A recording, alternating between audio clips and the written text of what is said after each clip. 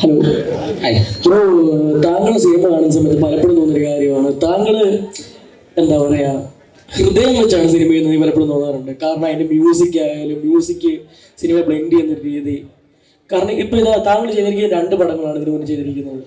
അപ്പോൾ ഒരു പടത്തിന് ശേഷം നല്ല ഗ്യാപ്പ് എടുത്താണ് അടുത്ത പടം ചെയ്യുന്നത്. ഇപ്പം അതിന് ശേഷം നല്ല ഗ്യാപ്പ് എടുത്താണ് ഇപ്പോൾ ഈ പടം ചെയ്തിരിക്കുന്നത്. അപ്പോൾ അതൊരു പ്രിപ്പറേഷന് വേണ്ടിയുള്ള ടൈമാണോ, അതോ താങ്കൾ എന്തുകൊണ്ട് അത്രയും ബ്രേക്ക് എടുക്കുന്നത്? ബിക്കോസ് ഞാൻ ചോദിക്കാൻ കാരണം താങ്കളിൽ നിന്ന് ഒരുപാട് സിനിമകൾ പ്രതീക്ഷിക്കുന്നുണ്ട്, അതുകൊണ്ടാണ് ചോദിച്ചത്. സമയം എടുക്കുന്നത് പ്രിപ്പറേഷന് വേണ്ടിയിട്ടൊന്നുമല്ല. ഈ സിനിമ വളരെ കുറച്ച് സമയം കൊണ്ട് എഴുതിയതാണ്. സമയം പിന്നെ ഹൃദയം കൊണ്ടാണ്, എല്ലാവരും ഹൃദയം കൊണ്ട് തന്നെ സിനിമ ചെയ്യണമെന്നാണ് ഞാൻ ആഗ്രഹിക്കുന്നത്. അപ്പോൾ അത് കാണിച്ചു കൊടുക്കാം നമുക്ക്, ഇങ്ങനെ കുറച്ചുകൂടി കണക്റ്റ് ആവാം. ട്രെൻഡും അങ്ങനത്തെ ഒരു സാധനം മാത്രമാവണ്ട. ഈ ഒരു കാലഘട്ടത്തിൽ എല്ലാവരോടും കുറച്ചുകൂടി സ്നേഹത്തിൻ്റെ ഭാഷയിലൊക്കെ സിനിമ ചെയ്യുന്നത് നല്ലതാണ്. ഈ ഇമോഷൻ നിലനിൽക്കണ്ടേ, അതുകൊണ്ട് ചെയ്തതാണ്. ഓൾസോ മ്യൂസിക് ആണ് ഇപ്പം പറയാം. ഇപ്പം താങ്കൾ ആദ്യമായിട്ടാണ് സിനിമയിൽ മ്യൂസിക് ഡയറക്ഷൻ കൂടെ ചെയ്യുന്നത്. ഇപ്പം ഏറ്റവും ടച്ചിങ് ആയിട്ടുള്ള സോങ്സ് ആണ് എടുത്തു വെച്ചിരിക്കുന്നത് താങ്കൾ ഇതിനകത്ത്. അപ്പോൾ അത് ആ ഒരു എക്സ്പീരിയൻസ് എങ്ങനെ ഉണ്ടായിരുന്നു? കാരണം മ്യൂസിക്കോട് ഓൾസോ താങ്കൾ ഉദ്ദേശിക്കുന്ന രീതിയിൽ തന്നെ താങ്കൾക്ക് തന്നെ ചെയ്യാൻ പറ്റി. അപ്പോൾ ആ ഒരു എക്സ്പീരിയൻസ് എങ്ങനെ ഉണ്ടായിരുന്നു? അത് എൻ്റെ കഴിഞ്ഞ 2 സിനിമയും വിഷ്ണു വിജയാണ് മ്യൂസിക് ചെയ്തത്. ഞങ്ങൾ ഒരുമിച്ച് പഠിച്ചതാണ് സംഗീത കോളേജിൽ. ഈ ഒരു സിനിമയിലേക്ക് വന്നപ്പോൾ ഞാൻ സിനിമ എഴുതിയ കൂട്ടത്തിൽ തന്നെ എനിക്കൊരു ഹാർമോണി പെട്ടിയൊക്കെ ഉണ്ട്. ഞാൻ അതിലൊക്കെ വെച്ചിട്ടൊക്കെ ചിലപ്പോൾ എഴുതുക. അങ്ങനെ എഴുതിക്കൊണ്ടിരിക്കുമ്പോൾ ആ എഴുതിയ കൂട്ടത്തിൽ ചെയ്ത പാട്ടുകളാണ് ഇതെല്ലാം. ആ സീനുകൾ എഴുതുമ്പോൾ എനിക്ക് തോന്നിയ പാട്ടുകൾ, അല്ലെങ്കിൽ തോന്നിയ മ്യൂസിക് ചെയ്യണം. അപ്പോൾ അത് റെക്കോർഡ് ചെയ്ത് വെക്കുകയും അതിനെ എഴുത്ത് കഴിഞ്ഞിട്ട് അതിനെ ഇമ്പ്രൂവൈസ് ചെയ്യുകയും ചെയ്തപ്പോഴത്തേക്കിന് പാട്ടുകളായതാണ്. ഇനി ഞാൻ ഇതുപോലൊരു കഥ ഒരു മ്യൂസിക് ഡയറക്ടറുടെ അടുക്ക പോയിട്ട് ഇത് മുഴുവൻ അയാളെ കൺവിൻസ് ചെയ്ത് ഇത്രയും പാട്ടുകൾ അയാളിൽ നിന്ന് മേടിക്കണമെന്നുണ്ടെങ്കിൽ എനിക്ക് സിനിമ ചെയ്യാൻ പറ്റില്ല. ഇവിടുത്തെ മ്യൂസിക് ഡയറക്ടേഴ്സൊക്കെ ഭയങ്കര തിരക്കാണ്. ആക്ച്വലി അവരുടെ കയ്യിൽ നിന്ന് പാട്ടുകൾ കിട്ടാനും ഭയങ്കര പാടാണ്. അവർ ഒരേ സമയം ഒരുപാട് സിനിമകൾ ചെയ്തുകൊണ്ടിരിക്കുക. അപ്പോൾ എനിക്കിരുന്ന് സംസാരിച്ച് കാര്യങ്ങളൊക്കെ കൺവേ ചെയ്തെടുക്കാനായിട്ട് ഈ നേരം ഉണ്ടായില്ല. അത് തന്നെയാണ് പ്രധാന കാര്യം. പിന്നെ ഞാൻ ചെയ്ത പാട്ടുകൾ നിങ്ങൾ കേട്ടില്ലേ, അത് കൊള്ളാമെന്ന് ആദ്യം ജഡ്ജ് ചെയ്യേണ്ട ആൾ ഞാനാണ്. എനിക്കിത് നല്ലതാണെന്ന് തോന്നിയത് കൊണ്ടും മറ്റുള്ളവരത് പാടും എന്നെനിക്ക് ഉറപ്പുള്ളത് കൊണ്ടുമാണ് ആ പാട്ട് ഞാൻ മ്യൂസിക് ഡയറക്ടറാകാൻ വേണ്ടി തീരുമാനിച്ചത്. അപ്പോൾ അജീഷിനെ പോലത്തെ ഒരു കലക്കം മ്യൂസിക് പ്രൊഡ്യൂസർ എനിക്ക് കിരണാണ്. അജീഷ് പറഞ്ഞു, കിരൺ ദാസ് എഡിറ്റർ എന്നെ ഒരു ദിവസം വിളിച്ചിട്ട് ചോദിച്ചു, എടാ ഞാനൊരു പയ്യനെ അങ്ങോട്ട് വിട്ടു. അപ്പം ഞാൻ പറഞ്ഞു, എനിക്ക് പാട്ടിൻ്റെ കൂടെ എനിക്കൊരു പയ്യനെ വേണം, ബാക്ക്ഗ്രൗണ്ട് സ്കോർ ചെയ്യാൻ വേണ്ടിയാണ് എന്നെ സജസ്റ്റ് ചെയ്തത്. പക്ഷേ പുള്ളി വന്നതിൻ്റെ അടുക്കൽ എൻ്റെ കൂടെ അങ്ങ് വന്ന് നിന്നു. ഞങ്ങൾക്കൊക്കെ നേരത്തെ അറിയാവുന്ന പിള്ളേരൊക്കെ തന്നെ അജീഷിനൊക്കെ അറിയാവുന്നതാണ്. അപ്പോൾ വന്ന് താമസിച്ച് ഞാൻ കുഞ്ഞിക്കവളുടെ ഈ പറഞ്ഞ ട്യൂൺ മൂളിക്കൊടുത്തു. അത് ചുമ്മാ ഒന്ന് റെക്കോർഡ് ചെയ്തു. ഒരു 3 ദിവസം കഴിഞ്ഞിട്ട് നിങ്ങളിപ്പോൾ കേൾക്കുന്ന ആ പാട്ടിൻ്റെ ഒരു രൂപത്തിലേക്ക്, ലിറിക്സ് ഇല്ല, വിനായകൻ എൻട്രി ചെയ്യുന്നതിന് മുമ്പുള്ള കാര്യം പറഞ്ഞു. അത് മനോഹരമായിട്ട് ഞാൻ ആ പാട്ട് കേട്ടപ്പോൾ ഞാൻ തന്നെ തീരുമാനിച്ചു അത് കൊള്ളാലോ.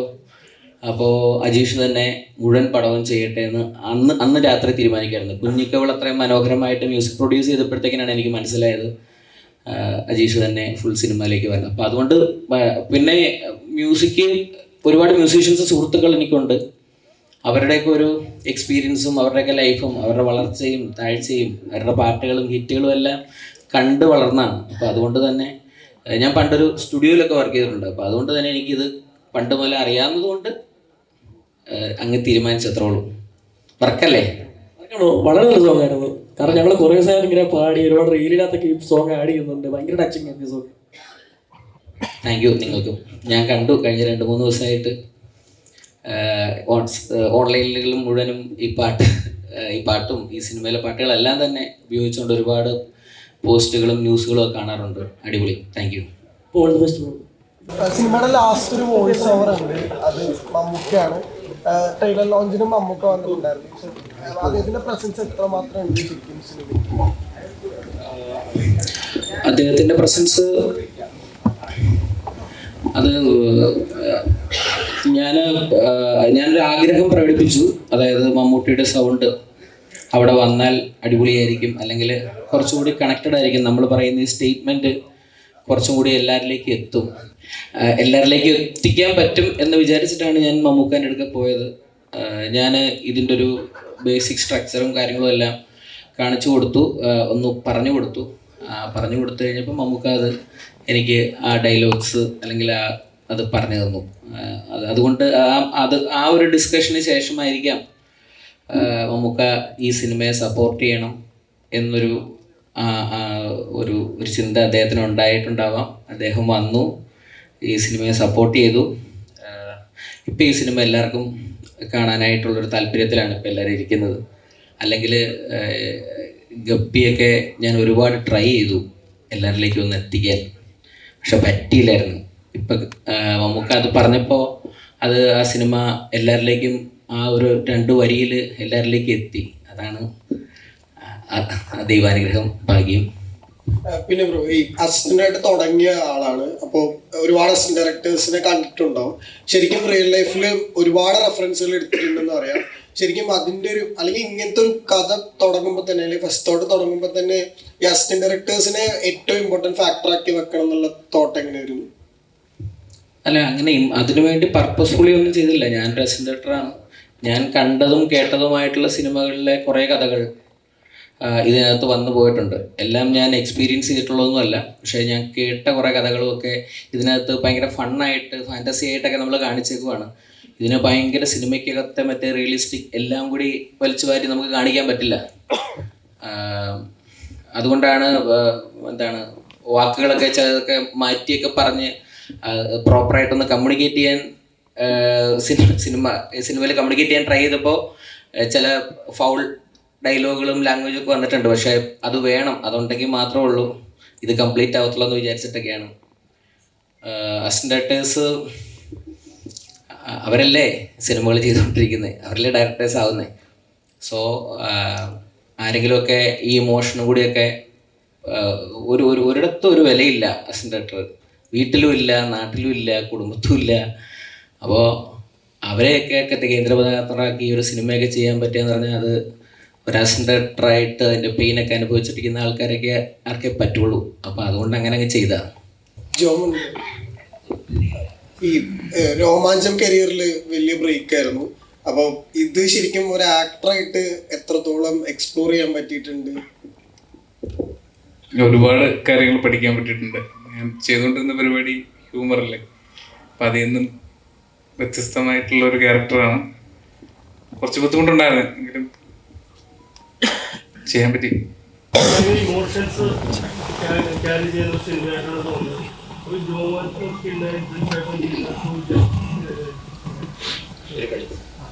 അപ്പോൾ ഇവർ 3 പേരുടെയും കാര്യങ്ങളുണ്ട്. ഒരാൾ സിനിമ നിൽക്കുന്നു, ഒരാളെ അസിസ്റ്റന്റ് ആയിട്ടാണ്, ഒരാളെ അഭിനയിക്കാനുള്ള മോഹങ്ങളുള്ളതാണ്. ഇവർ 3 പേരുടെയും പോകുമ്പോൾ അതെങ്ങനെയാണ് അത് അക്കാവുന്ന ഉറപ്പായും അതൊരു ഇൻട്രസ്റ്റ് കഥകളി ഒരുപാട് കാര്യങ്ങളുണ്ട്. കോമഡി ചെയ്തിരുന്ന ആളാണ് ജോമോൻ. എന്തുകൊണ്ട് ഇമോഷൻ കൈകാര്യം ചെയ്യാൻ വേണ്ടി ജോമോൻ ഒരു ആവേണ്ട ആളാണ് എന്നെനിക്ക് തോന്നിയിട്ടുണ്ട്. അതുകൊണ്ട് ജോമോനെ കാസ്റ്റ് ചെയ്തതാണ്. അതുമാത്രമല്ല, ജോമോൻ എത്രയോ തരം ഇമോഷൻസാണ് ഈ സിനിമയിൽ. ജോമോൻ്റെ കഥാപാത്രം ഫണ്ണുണ്ട്, കരയുന്നുണ്ട്, നന്നായിട്ട് ചിരിപ്പിക്കുന്നുണ്ട്. അതൊന്നും ഇപ്പോഴത്തെ കഥാപാത്രങ്ങൾ ഇച്ചിരി കുറവാണ് പലപ്പോഴും സിനിമകളിൽ. അപ്പോൾ അത് ജോമോനെ കൊണ്ട് എനിക്ക് കൊണ്ടുവരാൻ പറ്റും. പിന്നെ ഇവരെയൊക്കെ തിരഞ്ഞെടുത്തത് ഞാൻ ഇതിനു മുമ്പും അങ്ങനെ തിരഞ്ഞെടുത്ത സിനിമകൾ ചെയ്തിട്ടുണ്ട്. ഞാൻ ഗപ്പി ചെയ്യുമ്പോൾ ടൊവിനോ നായകനാവുന്ന ആദ്യ സിനിമയായിരുന്നു. അപ്പോൾ ഞാൻ അമ്പിളി ചെയ്യുമ്പോൾ സുഡാനി റിലീസ് ചെയ്യാൻ പോകുമായിരുന്നു. അങ്ങനെയൊക്കെ എന്തൊക്കെയോ കണക്ഷൻ അത് തുടക്ക സമയം തന്നെയായിരുന്നു സർവൻ ചെയ്തത്. അപ്പോൾ ചെയ്യിപ്പിച്ചെടുക്കാം എന്നൊരു കോൺഫിഡൻസിൻ്റെ പുറത്താണ് നമ്മൾ ആ തീരുമാനം എടുക്കുന്നത്. പലപ്പോഴും അത് വർക്കാവാതിരിക്കും. പക്ഷേ ഈ സിനിമയിൽ എനിക്കതെല്ലാം വർക്കാണ്.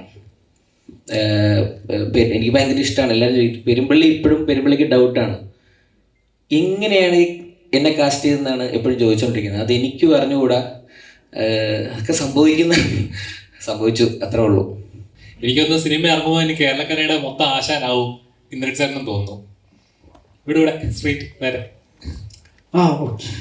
ഗംഭീര സിനിമയായിരുന്നു ചേട്ടാ. കണ്ട് ഒരുപാട് കണ്ണ് നിറഞ്ഞ് ഒരുപാട് ചിരിക്കാൻ പറ്റി. നല്ലൊരു സിനിമ തന്നതിനായി ഞങ്ങൾ താങ്ക്സ് പറയാണ്. അപ്പം എങ്ങനെ ഒരു കഥാപാത്രം ചെയ്യുന്ന സമയത്ത് എനിക്കത് വേറൊരാള് ചെയ്ത് കഴിഞ്ഞാൽ എത്രത്തോളം വർക്ക് ആവുന്ന പോലും അറിയത്തില്ല. അപ്പം ഈ ആ ഒരു സ്ട്രഗിളിങ്, അല്ലെങ്കിൽ നമ്മൾ ചേട്ടൻ പറയുന്നുണ്ട് ആ സിനിമയുടെ ഡയലോഗ് ഉണ്ട്, 10 കൊല്ലം മുമ്പ് ഞാൻ ഓടിയതാണ്. അതൊരു ഏതൊരു സിനിമാക്കാരനും അങ്ങനെ ഒരു കഥ പറയാനായിട്ടുണ്ടാവും. ഇന്ന് വന്ന വഴിയിലൂടെ തിരികെ നോക്കുമ്പോൾ ഇന്ദ്രൻസ് എന്ന നടനെ സംബന്ധിച്ച് എത്രത്തോളം സ്ട്രഗിളിങ് ഫീൽ ചെയ്യുന്നുണ്ട്? എവിടെയൊക്കെ ഒരു ബന്ധമുള്ള പോലെ തന്നെ തോന്നും. ഞാൻ കുറേ ആഗ്രഹിച്ചു, ഞാനിങ്ങനെ അസിസ്റ്റന്റ് ഡയറക്ടർ ഓടി എന്നൊക്കെ പറയുമ്പോൾ ഞാൻ ചെയ്തു പോകുന്ന കാര്യങ്ങളിലൊക്കെ തന്നെ എനിക്ക് അതുമായിട്ട് ബന്ധമുണ്ടല്ലോ എന്ന് തോന്നിപ്പോകും. അതായിരുന്നു. പിന്നെ ഈ പറഞ്ഞ പോലെ ഞാൻ ചെയ്തത് ഒരു പക്ഷേ ഞാൻ ഇത്തിരി എക്സ്പീരിയൻസ് ഉണ്ടെന്ന് പറഞ്ഞിട്ട് കാര്യമല്ല, എന്നെ കൊണ്ട് ചെയ്യിക്കാൻ ഇദ്ദേഹം കുറച്ച് പണിയെടുത്തിട്ടുണ്ട്. അതുപോലെ വേറൊരാളായാൽ ചിലപ്പോൾ വേറൊരു രീതിയിൽ അത് കണ്ടേക്കാം. എനിക്ക് കിട്ടിയപ്പോൾ എനിക്കൊരു ആർത്തി തോന്നി, സന്തോഷം, കാര്യങ്ങളൊക്കെ. എനിക്കൊക്കെ അങ്ങനെ കിട്ടാൻ ബുദ്ധിമുട്ടില്ല, അങ്ങനെ ഒരു വേഷമുണ്ട്. നമ്മളൊരു പരിമിതികളൊക്കെ ഉണ്ടല്ലോ, അതാണ്. എനിക്ക് മലയാള സിനിമ ഇന്ദ്രൻസ് തന്നെയാണ് ഇപ്പൊ ഏറ്റവും കൂടുതൽ ഡിമാൻഡ് എന്ന് തോന്നുന്നു. ഏറ്റവും കൂടുതൽ നല്ലൊരു കഥാപാത്രം തേടി വരാനായിട്ട്, അല്ലെങ്കിൽ ഒരു കഥാപാത്രം ഇപ്പോൾ ആലോചിക്കാൻ ഫസ്റ്റ് ഇന്ദ്രൻസ് എന്ന് പറയുന്ന ഒരു ബ്രാൻഡായി മാറിക്കൊണ്ടിരിക്കുകയാണ് ഇപ്പോൾ. അപ്പോൾ അതൊരു വലിയൊരു അംഗീകാരമായിട്ട് ഞങ്ങൾ കാണുന്നു. ഞങ്ങൾ മലയാള സിനിമയിൽ വലിയൊരു അനുഗ്രഹമായിട്ട് ഞങ്ങൾ കാണുന്നു. അതുപോലെ ഇന്ദ്രൻസ് ചേട്ടാ, ഇപ്പോൾ നമ്മുടെ ട്രെയിലർ ലോഞ്ചിന്റെ സമയത്ത് മമ്മൂക്ക, അതായത് പല സിനിമകളും തിയേറ്ററിൽ ഇറങ്ങുന്ന സമയത്ത് കാണാതെ പോകുന്നുണ്ട്, അല്ലെങ്കിൽ നല്ല സിനിമകളാണ് തിരിച്ചറിയാതെ പോകുന്നുണ്ട്. പക്ഷേ അന്ന് മമ്മൂക്ക എടുത്തു പറഞ്ഞ 2 സിനിമകളുണ്ട്, കുട്ടന്റെ ശിനിഗാമി, ജലധാര പംപ്സെറ്റ്. അപ്പോൾ മമ്മൂക്ക ആ പടങ്ങളെല്ലാം കണ്ട് ഇന്നത് ഓർത്ത് വെച്ച് പറയാന്ന് പറഞ്ഞാൽ ചെറിയൊരു കാര്യമില്ല. അപ്പോൾ ചേട്ടൻ എന്തായാലും ആ സമയത്ത് ഫീൽ ചെയ്തു? മമ്മൂക്ക ഒരു ദിവസം എന്നെ വിളിച്ചിട്ട്, അപ്പോൾ എൻ്റെ ഒരു ചെറിയ ഫോണാണ്, വാട്സപ്പൊന്നും ഇല്ലാത്ത ഫോണാണ്. എനിക്കത് കൈകാര്യം ചെയ്യാനോ അല്ലെങ്കിൽ അതിൽ ഒരുപാട് സമയം കളയാനോ ഇല്ലാന്ന് വെച്ചിട്ട് ഞാൻ ശ്രമിക്കാതിരുന്നതാണ്. ഒരു ദിവസം മമ്മൂക്ക, അപ്പം എല്ലാവരും വിളിക്കുന്ന മോൻ്റെ ഫോണിൽ വിളിക്കും, വിശേഷം അന്വേഷിക്കും, തിരിച്ചു പറയും. അപ്പോൾ ഒരു ദിവസം എൻ്റെ അടുത്ത് ഫോൺ തോന്നിട്ട് വഴക്ക് പറഞ്ഞു. നമുക്ക് വല്ലതും പറയണമെങ്കിൽ തന്നെ കുട്ടികളെടുത്താണോ പറയാൻ, ഞങ്ങളെ പോലെയുള്ള തെറിയൊന്നും കേൾക്കണ്ടല്ലോ എന്നൊക്കെ പറഞ്ഞു. അങ്ങനെ അത് തുടങ്ങിയത്. അപ്പോൾ എന്നിട്ട് അത് എടുത്തന്നെ വിളിച്ച് പറഞ്ഞു റെഡിയായിരുന്നു. അന്നേരമാണ് ഈ ശിനിഗാമിയുടെ കാര്യവും, കുട്ടൻ്റെ ശിനിഗാമി, ജലധാര പമ്പ് സെറ്റിനെ കുറിച്ചൊക്കെ പറഞ്ഞത്. അപ്പോൾ അതുകൊണ്ടാണ് ഞാൻ കുറച്ച് നേരത്തെ പറഞ്ഞത്, ഈ ചിലർ വലിയ ആവേശത്തോടെ സിനിമയും കഥയൊക്കെ പറഞ്ഞ് ആർട്ടിസ്റ്റുകളൊക്കെ വിളിക്കും. ഷൂട്ടിംഗ് തീരുമ്പോൾ അവരെല്ലാം നേടിയതുപോലെ അങ്ങ് തളർന്ന് ഇരുന്നേക്കും. ഇനി അവരുടെ ജോലിയല്ലാത്ത പോലെ പിന്നെ എന്തൊക്കെയോ അതിനെക്കുറിച്ച് ഊറ്റം കൊള്ളുന്നതല്ലാതെ തിയേറ്ററിൽ വരുന്നവരെ ഷൂട്ടിംഗ് കഴിഞ്ഞ ശേഷമാണ് ഇപ്പം പണിയുള്ളത്. അത് 100 കാര്യങ്ങളാണ് ജനങ്ങളിങ്ങനെ തിരക്കുടിച്ച് ഓടുന്നതിടയ്ക്ക് അവരെ ശ്രദ്ധ ക്ഷണിക്കുക എന്നുള്ള ഒരു വലിയ കാര്യമാണ്. അത്രയും സ്ട്രെയിൻ എടുക്കാൻ വയ്യ. അവർ പറഞ്ഞെന്തോ ചെയ്തു വെച്ച് മഹത്തര കാര്യം ഇനി എല്ലാവരും കണ്ടോളണം എന്നുള്ളൊരു ധാരണ പ്രകാരമാണ് മമ്മൂക്ക പറഞ്ഞ പോലെ ആ സിനിമകൾ പലരും എത്താതെ പോകുന്നത്. അതുകൊണ്ടാണ് ഞാൻ അങ്ങനെ ചെയ്യുന്ന, അത്രയും ഊർജ്ജമുള്ള, അങ്ങനെ സിനിമ അറിയാവുന്ന ജനങ്ങളെ ബഹുമാനിക്കുക എന്ന് തന്നെയാണ് പറയേണ്ടത്. അങ്ങനെയുള്ളവരുടെ കൂട്ടത്തിൽ ചേരുമ്പോഴാണ് നമുക്കും ഒരു സമാധാനം. ചെയ്തതിൽ അർത്ഥമില്ലാതായില്ല, അർത്ഥമുണ്ടല്ലോ, അതങ്ങനെ ആയിപ്പോയില്ലോ, ഇരുട്ടത്ത് നിന്നല്ലല്ലോ കൊഞ്ഞനം കാണിച്ചത്, നേരിട്ടല്ലേ എന്നൊക്കെ പറയാൻ തോന്നുന്നത് അങ്ങനെ വരുമ്പോഴാണ്. ജോമോൻ ബ്രോ, അതായത് ഇപ്പോൾ സിനിമയുടെ തുടക്കത്തിൽ ഒരു സിനിമയെ സ്നേഹിക്കുന്നവരോ അല്ലെങ്കിൽ സിനിമയിൽ അപ്പോൾ ശരിക്കും ആ സ്ട്രഗിൾ ഞങ്ങൾക്ക് ഫീൽ ചെയ്തു. അതായത് സിനിമ എങ്ങനെ ഒരു AD ആയ മുതൽ ഒരു ഷോർട്ട്, ഒരു സീൻ എങ്ങനെയാണ് അത് എടുക്കേണ്ട ആ ഒരു സ്ട്രഗിളിങ്, അതൊരു എത്രത്തോളം ഉണ്ട് ഒരു ADക്ക് കഷ്ടപ്പാടെന്നുള്ളത് നമ്മൾ കാണുന്നുണ്ട് അതിനകത്ത്. അപ്പോൾ ശരിക്കും ജോമോൻ ബ്രോ, അതായത് വന്ന വഴി നോക്കുമ്പോഴേക്കല്ലേ റീൽസിലൂടെ ആയാലും പിന്നീട് ഇപ്പോൾ സിനിമ വന്ന് നിൽക്കുമ്പോൾ അപ്പോൾ ആ ഇതൊക്കെ ഇച്ചിരി ലൈഫ് കരിയറെല്ലാം മാറും. അപ്പോൾ ആ സ്ട്രഗിൾസിന് ഇത് റിസൾട്ട് ഉണ്ടായി നിൽക്കുകയാണ്. എങ്ങനെയാണ് ഫീൽ ചെയ്യുന്നത്? അന്നുണ്ടായ കഷ്ടപ്പാടുകൾക്ക് ഇന്ന് റിസൾട്ട്, ഇന്ന് ജോമോൻ എന്ന് പറയുമ്പോൾ ഇതിന്റെ ക്യാരക്ടർ നമുക്ക് കാസ്റ്റ് ചെയ്യാൻ ധൈര്യത്തോടെ പറയാൻ പറ്റുന്ന ഒരു ഫീലിംഗ് ഉണ്ടല്ലോ. സന്തോഷമുണ്ട് ബ്രോ, മെയിനായിട്ട് ഇങ്ങനെയൊക്കെ സംസാരിക്കുക. മുമ്പ് ഭയങ്കര കഷ്ടപ്പെട്ട് വന്നതാണ്. കണ്ടന്റ് ക്രിയേഷനിലൂടെയാണ് സിനിമയിലോട്ട് വരുന്നത്. ഇതൊക്കെ നമ്മുടെ സ്വപ്നമായിരുന്നു, ഇങ്ങനെ തിയേറ്ററിൽ വന്ന് കാണുക എന്നൊക്കെ പറയുന്ന, നല്ലൊരു വേഷം ചെയ്യുക എന്ന് പറയുന്നത്. എന്നെ സംബന്ധിച്ചിടത്തോളം ഞാൻ ഹാപ്പിയാണ്. പകുതി പണിയും ജോണേട്ടനാണ് ചെയ്തിട്ടുള്ളത്. പുള്ളി പറയുന്ന പോലെ ചെയ്യുക എന്നുള്ള മാത്രമേ ഉള്ളൂ. ഹാപ്പിയാണ്. കഷ്ടപ്പെട്ടാണ് വന്നത്, അതിൻ്റെ റിസൾട്ടാണ് ഈ സിനിമ. ഹാപ്പിയാണ്.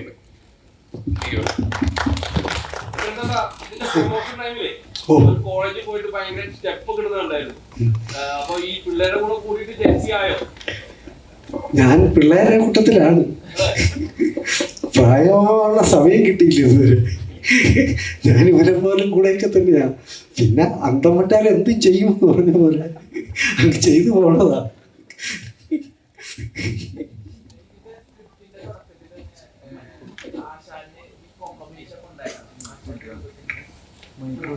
ഉണ്ടായിരുന്നു ഇല്ല സാർ? ഉണ്ടായിരുന്നു.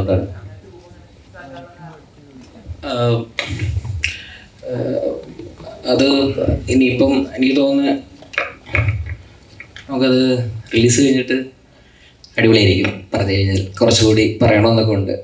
ഇത് ആക്ച്വലി ഇതിനകത്ത് ഞാൻ റോണക്സ് ആണ് സിനിമയുടെ മേക്കപ്പ് കൈകാര്യം ചെയ്തത്. ഈ ലുക്സുകൾ കൃത്യമായിട്ട് പ്ലാൻ ചെയ്തു എല്ലാവരുടെയും. കുറച്ച് ഡിഫറെൻ്റ് ആയിരിക്കണം, ആ ഒരു പാറ്റേണിലാണ് എൻ്റെ ഒരു ഫിലിം മേക്കിംഗ് പ്ലാൻ ചെയ്തത്. അപ്പോൾ അങ്ങനെയൊക്കെ ഇരിക്കുമ്പം ഇവരുമൊക്കെ കുറച്ച് ഡിഫറെൻ്റ് ആയിട്ടിരിക്കണം, ലുക്ക് അടിപൊളിയായിരിക്കണം. അതങ്ങനെ വിമലും എല്ലാവരും അതിനുവേണ്ടി ഒരുപാട് എഫേർട്ട് എടുത്തു ഇതിൻ്റെ ഒരു ലുക്ക് ചേഞ്ച് ആയിട്ട് നമുക്ക് കാണുമ്പോൾ ഫീൽ ചെയ്യാൻ വേണ്ടി. അപ്പം അതിൻ്റെ ഭാഗമായിട്ടാണ് ഈ മേക്കപ്പിൻ്റെ കാര്യങ്ങളും എല്ലാം പ്ലാൻ ചെയ്തത്. ശരിക്കും ഈ സഹസംവിധായകരുടെ ലൈഫ് ഭയങ്കര സ്ട്രെസ്ഫുള്ളാണ്. സ്ട്രെസ്ഫുൾ എന്ന് വെച്ച് കഴിഞ്ഞാൽ അവരെപ്പോൾ സിനിമ ചെയ്യുന്നു എന്ന് പറയുന്ന ഒരു യാത്രയുണ്ടല്ലോ. ആദ്യത്തെ യാത്ര എന്ന് പറയുന്നത് അവർ സിനിമയിൽ കയറാൻ വേണ്ടിയിട്ടുള്ളൊരു യാത്രയാണ്. കയറിക്കഴിഞ്ഞാൽ പിന്നെ അവിടുന്ന് പിന്നെ അവർ സിനിമ ചെയ്യുന്നവരെ കുറേ യാത്രകളുണ്ട്. ഇപ്പം നിങ്ങളൊക്കെ എനിക്കറിയാം, നിങ്ങളൊക്കെ സിനിമ ആഗ്രഹിക്കുന്ന ആൾക്കാരാണ്. എല്ലാവരും സിനിമ ചെയ്യണമെന്ന് ആഗ്രഹിക്കുന്നതാണ്. കുറച്ചുകൂടി എല്ലാവരുമായിട്ട് ക്ലോസ് ആയിട്ട് നിൽക്കാൻ വേണ്ടിയിട്ടായിരിക്കും നമ്മൾ ഓരോ ജോബുകളും തിരഞ്ഞെടുക്കുന്നത്. പലപ്പോഴും സിനിമയിൽ അസിസ്റ്റൻസ് ആകാനായിട്ട് അവസരം കിട്ടാതെ വരുമ്പോൾ സിനിമയുടെ ഏതെങ്കിലും മേഖലകളിലൊക്കെ അവർ എൻട്രി ആവും. അങ്ങനെ പിന്നെ ആ ജീവിതം ആ മേഖലയിൽ തന്നെ അവർക്ക് തുടരേണ്ടി വരും, അവരുടെ ലൈഫിൻ്റെ സ്ട്രഗിളും മറ്റു കാര്യങ്ങളും കാരണം. ഒരു അസിസ്റ്റൻ്റ് ഇവിടെ അസിസ്റ്റൻസിന് ഏതെങ്കിലും സ്ഥലത്ത് ബാറ്റ കൊടുത്തിട്ടുണ്ടോ? ഈ സിനിമകളൊക്കെ ഉണ്ടാക്കുന്ന ഡയറക്ടേഴ്സ് അസിസ്റ്റൻ്റായിട്ട് വരികയാണ്.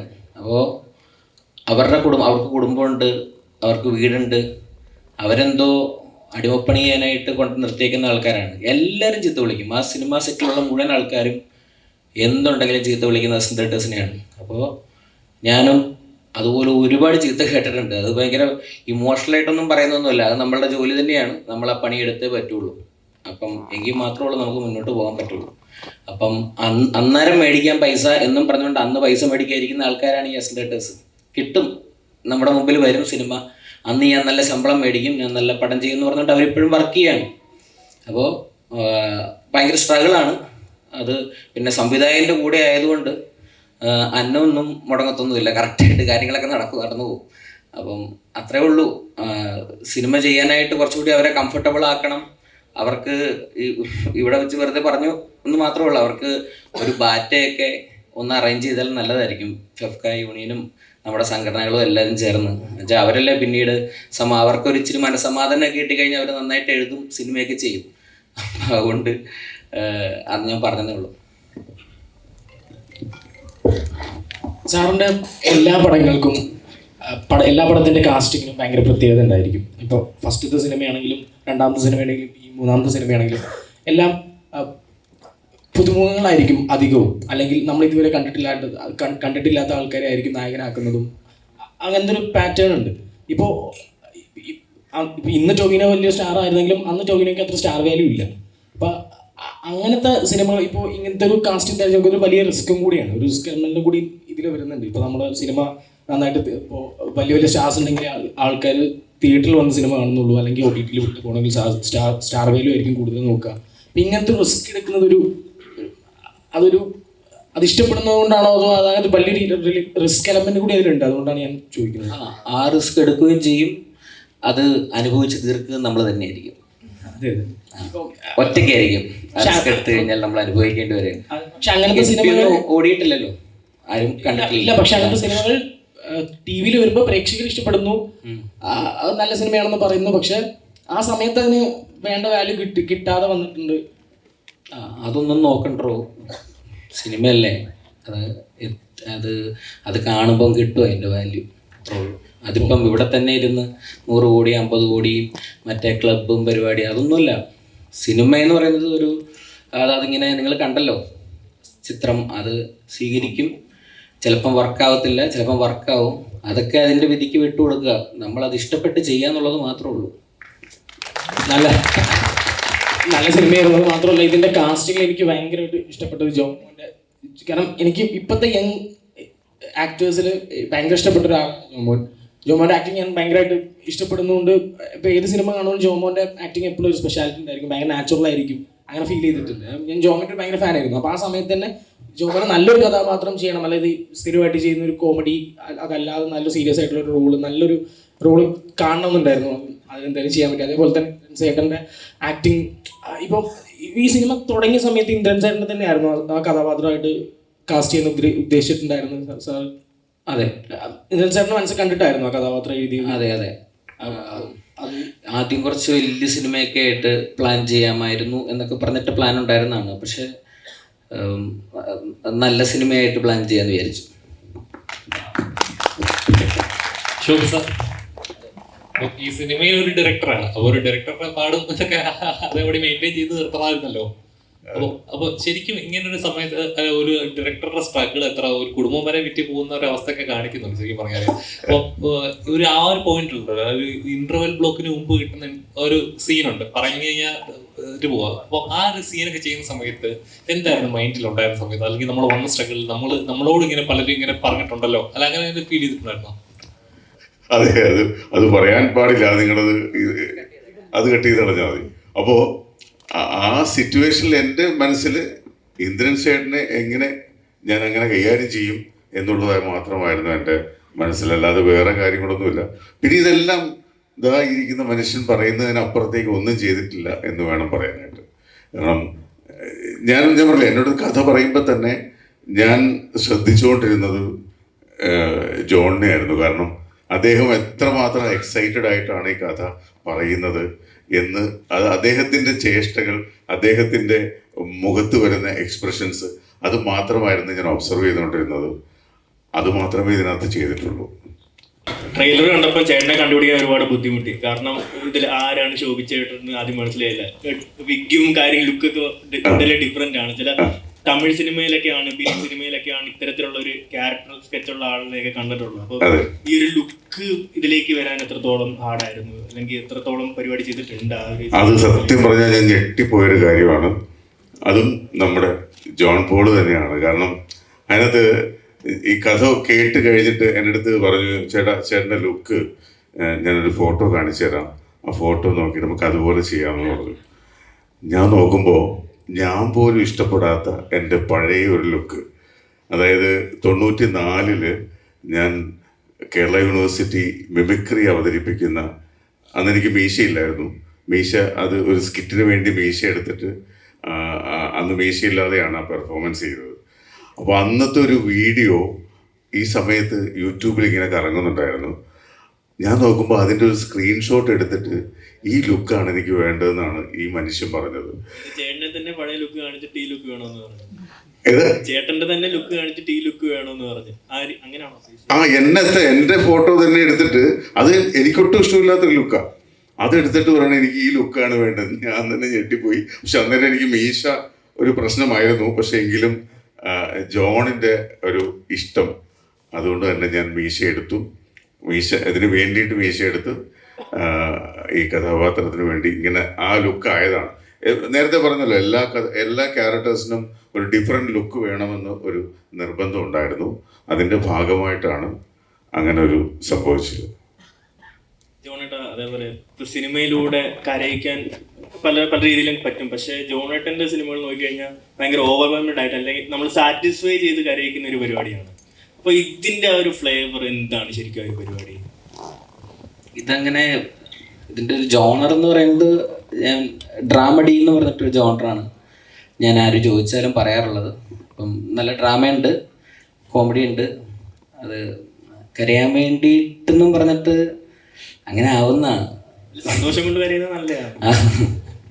അല്ല, ഇത് ഇൻഫ്ലുവൻസ് എവിടുന്നെങ്കിലും ഇൻസ്പയർഡ് ആയതാണോ, അല്ലെങ്കിൽ സ്വന്തം ലൈഫിൽ നിന്നും ഇൻസ്പയർഡ്? ഇതോ അല്ല, ഈ സിനിമയുടെ അല്ല, ഈ ഡ്രാമഡി എന്ന് പറഞ്ഞ ജോണർ. ജോണറ് നമ്മുടെയൊക്കെ ജീവിതം തന്നെ കുറച്ച് അതാണല്ലോ മൊത്തത്തില്. അപ്പം എല്ലാവരുമായിട്ട് കണക്റ്റഡ് ആണ്. ഞാൻ സിനിമയിൽ തന്നെ ഒരുപാട് നാള് അസിസ്റ്റന്റായിട്ടും പ്രൊഡക്ഷനും ഒക്കെ ഒരുപാട് ജോലി ചെയ്തിട്ടുണ്ട്.